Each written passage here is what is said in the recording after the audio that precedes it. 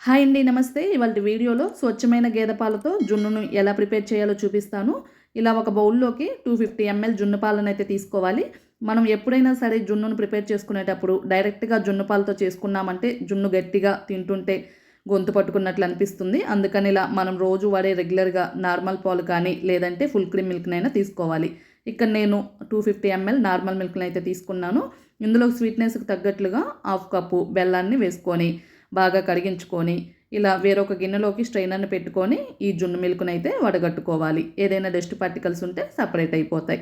ఇప్పుడు ఇందులోకి half tea spoon మిరియాల పొడిని, అలాగే మంచి ఫ్లేవర్ కోసం పావు టీ స్పూను యాలకుల పొడిని వేసుకొని బాగా కలుపుకోవాలి. ఇలా మిరియాల పొడి వేసుకోవటం వల్ల వాతం అనేది చేయకుండా ఉంటుంది. ఇప్పుడు స్టవ్ పైన ఇలాంటి ఎడల్పాటి పాత్ర పెట్టుకొని ఇందులోకి నీళ్ళని పోసుకొని ఇలాంటి ఐరన్ స్టాండ్‌ని పెట్టుకొని మనం ప్రిపేర్ చేసుకునే జున్ను గిన్నెను ఈ నీళ్ళలో పెట్టేసి పైన మూత పెట్టేసి ఫ్లేమ్‌ని మీడియంలో ఉంచుకొని 20-25 మినిట్స్ వరకు ఉడికించుకోవాలి.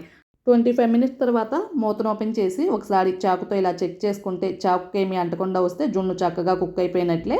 ఇప్పుడు స్టవ్ ఆపేసి ఈ బౌల్‌ను బయటకు తీసి చక్కగా వేడారిపోయిన తర్వాత నైఫ్ తోటి ఇలా ఎడ్జెస్‌ని లూజ్ చేసుకొని మనకు నచ్చినట్లుగా ఇలా పీసెస్‌గా కట్ చేసుకొని బౌల్‌లోకి తీసుకోవడమే. అంతేనండి. ఎంతో టేస్టీగా ఫస్ట్ డే స్వచ్ఛమైన గేదె పాలతోటి జున్ను అయితే రెడీ అయిపోయింది. చూస్తుంటేనే నోరూరిపోతుంది కదా! ఇంకెందుకు లేట్, మీరు కూడా ఒకసారి ట్రై చేసి టేస్ట్ ఎలా వచ్చిందో కామెంట్ బాక్స్‌లో మీ ఫీడ్‌బ్యాక్‌ని తెలియచేయండి. మీకు ఈ వీడియో నచ్చితే లైక్ చేయండి. మీ ఫ్రెండ్స్‌కి, రిలేటివ్స్‌కి షేర్ చేయండి. కొత్తగా మన ఛానల్ చూసేవాళ్ళు ఎవరైనా ఉంటే సబ్స్క్రైబ్ చేసుకోండి. Thank you for watching.